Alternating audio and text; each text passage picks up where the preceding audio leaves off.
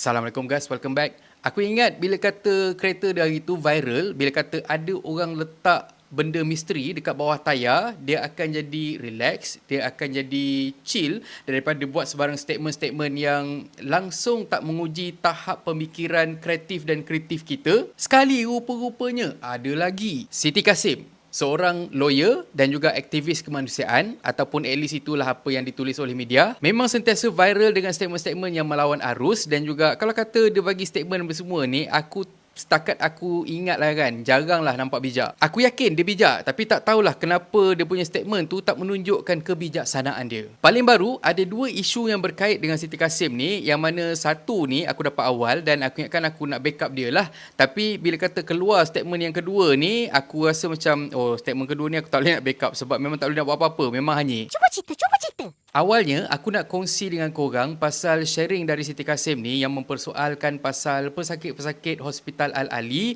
yang terpaksa bermalam dekat depan parking hospital. Diorang bukan sahaja nak bermalam dekat situ, tapi itu semua disebabkan Isdegil duk sembuh dekat situ. Lepas tu datanglah Siti Kasim ni yang mempersoalkan pasal hal tu, yang mana dia tanya, kenapa 500 pesakit tu bermalam ataupun duduk dekat parking lot depan hospital? So at the first glance, aku sendiri baca pun, aku macam, yalah sebab Siti Kasim kan, bila kata dia post benda-benda macam tu, kita terus trigger kita punya defense system kita. So macam Siti Kasim ni bila kata dia buat statement macam tu, apa yang jadi, netizen pun mempertikaikan apa yang dia cakap, netizen kecam apa yang dia post tu. Tapi untuk aku sendiri, aku rasa aku mungkin faham apa yang dia cuba untuk tanya ataupun untuk dia sampaikan. Dia persoalkan ataupun dia tanya, dia buat statement macam tu bukan sebab apa. Sebabnya memang kawasan tu kita tahu kawasan yang bahaya, yang mana Isdegil baru sembuh kawasan tu. Jadinya kenapa risikokan diri untuk duduk dekat kawasan yang berhampiran dengan tempat yang baru saja disembuh. Memang situ open area, tapi macam mana pun tetap bahaya sebab kita tak tahu apa yang bakal jadi dan kita tahu Isdegil ni perangai macam mana. Jadinya aku tak adalah nak pertikai ataupun kecam posting Siti Kasim pasal hal parking lot ni. Tapi yelah, mungkin sebab dia selalu kritik orang Islam walaupun dia berasal dari agama yang sama, jadinya kita ingat ini ialah salah satu daripada posting dia yang sama macam sebelum ni, iaitu posting yang cetek akal. Tapi posting dia yang kedua memang aku tak boleh nak buat apa, memang aku tak boleh nak backup sebab dia secara terang-terang memang dia petik ataupun dia usik saudara seagama aku dekat sana. Dekat satu tweet Siti Kasim ni, dia tulis, kalau korang nak pergi teknikal pasal siapa yang rampas apa ataupun siapa daripada siapa, Yahud dah pun tinggal dekat Isdegil, which is tempat yang dia claim negara dia sekarang ni, dekat tanah saudara kita tu, lebih kurang 1600 tahun sebelum kedatangan Islam ataupun kewujudan Islam sebagai agama. Ini ialah fakta. Bodoh.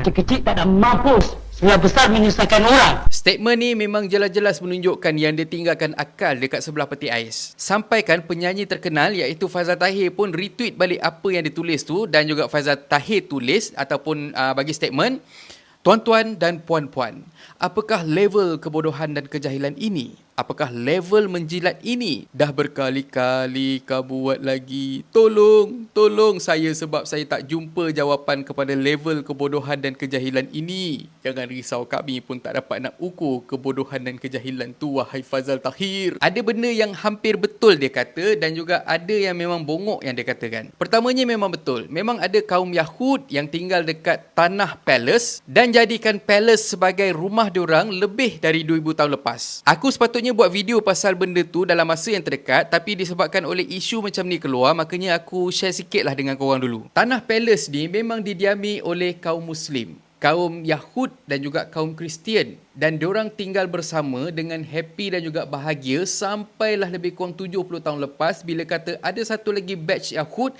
yang datang ke tanah palace. Yang datang 70 tahun lepas tu sememangnya kaum Yahud tapi dari kerabat ataupun dari keturunan yang lain. Kisah diorang ni pula aku ringkaskan untuk diorang. Kedatangan diorang ke tanah palace ni sebenarnya mengikut Nabi Musa, yang mana benda ni jadi selepas peristiwa Nabi Musa membelah laut dan diorang lari datang ke tanah sekarang ni. ni. Dan selepas selamat tu, baginda Musa pun bagi tahulah ataupun inform lah dekat kaum-kaum kerabat suku-suku Yahud yang follow dia ni. Baginda nak pergi dekat satu kawasan yang dikenali sebagai Kanaan untuk jadikan kawasan tu sebagai kawasan penempatan baru bagi baginda dan juga untuk semua kaum kerabat yang follow baginda ni. Ada yang ikut dan ada yang ingkar. Yang ingkar tu cakap kata tanah tu milik kaum Arab dekat sana, jadinya kami tak nak pergi sebab kami takut nanti tak pasal-pasal nanti kami terpaksa mengalami peristiwa yang sama macam mana yang Firaun buat dekat kami. Makanya yang patuh, yang beriman kepada baginda dan juga Allah Subhanahu Wa Taala tu ikutlah baginda Nabi Musa untuk pergi ke tanah Kanaan yang dikenali sebagai Palace sekarang ni. Dan mana yang ingkar tu dah spread merata dunia. Ada yang pergi ke Europe, ada yang pergi ke Afrika dan sebagainya, ada yang pergi ke Asia pun. Kiranya habis satu dunia ni diorang menjelajah untuk cari negara diorang sendiri. Dan sekitar tahun 17 Masihi adalah seorang mangkuk ni yang mengasaskan Zionis, yang mana dialah yang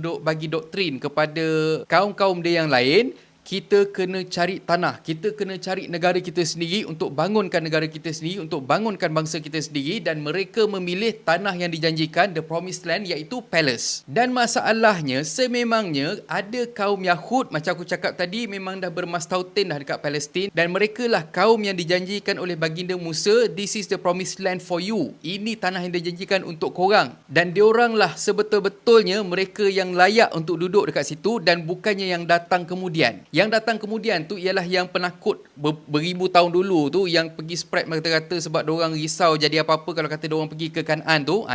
Inilah yang datang tu. Jadinya secara teknikal Siti Kasim memang tak salah. Tapi bila kita pergi ke detail, ibaratnya sekarang ni kau ada sangkar. Dekat dalam sangkar tu kau bela 2 ekor burung merpati, 2 ekor burung nuri. Lepas tu adalah kau punya jiran ni datang dekat kau, lepas tu dia kata, boleh tak kalau kata I nak tumpangkan 2 ekor merpati ni dekat dalam sangkar you. Lepas tu kau cakap kata, okey lah, tak apa, tak ada masalah, masukkan je lah. So dia pun masukkan lah. Lepas tu tunggu lama punya lama. Kau pun tanyalah dekat jiran kau, bila nak ambil balik merpati ni. Lepas tu jiran kau pun cakap, itu kan merpati you, biarlah dia duduk kat dalam tu. Lepas tu kau cakap, tak, bukan, saya punya merpati 2 ekor je dengan 2 ekor burung nuri ni, tak ada pun lebih-lebih. Lepas tu jiran kau cakap, masalahnya merpati tu memang dah ada kat dalam sangkar tu, maksudnya merpati tu kau punya. Itu fakta.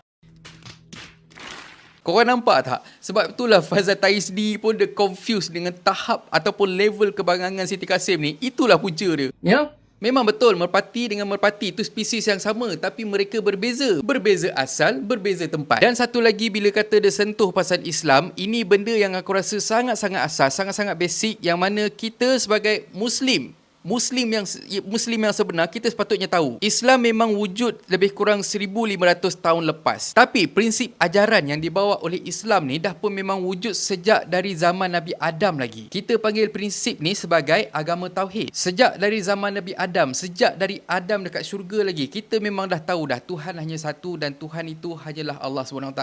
Kita tak pernah tukar pun. Tak ada pun macam kata bila Islam datang, tiba-tiba baru kita tahu yang Allah tu wujud dan semua. Tak ada. Kau lawyer, kau bijak, kau Islam. Sepatutnya sebagai seorang yang bijaksana, kau faham, kau sepatutnya tahu pasal asal-usul agama kau sendiri. Ini masalahnya sekarang ni, apa benda yang kau study sampaikan kau jadi buta tuli. Aku sedih sebenarnya sebab orang yang aku argue ni ialah saudara seagama aku sendiri. Orang yang sepatutnya bersama-sama dengan aku untuk tegakkan keadilan, tapi masalahnya sekarang ni kau kabur dengan kejahilan kau sendiri. Aku doakan semoga Siti Kasim sempat bertaubat dan gunakan kebijaksanaan kau tu dan gunakan title aktivis kau tu ke arah jalan yang betul, dan bukan kau select siapa yang patut kau perjuangkan dan siapa yang sepatutnya kau bahan. Dia rambut boleh tukar color. Daripada rambut putih uban, kita boleh tukar kepada putih yang berfashion. Tapi iman dan agama kau tak boleh nak tukar. Tak cukup lagi ke? Banyak petunjuk yang Allah dah turunkan untuk kau. Dan akhir kata pepantun, dari beli sebuku roti, baik beli pisang seikat. Tak guna belajar tinggi kalau bangang masih melekat. Dan kalau korang suka konten ada dalam channel ni, please consider to subscribe. Okay, so thank you very much for watching and have a nice day. Assalamualaikum. Assalamualaikum guys. YouTube ada fungsi baru iaitu Super Thanks. Siapa yang nak belanja aku kopi, korang boleh tekan butang Super Thanks kat bawah ni. Anyway, terima kasih sangat-sangat untuk sokongan korang. Assalamualaikum. Mantap Pak Bo. Oh, sakit.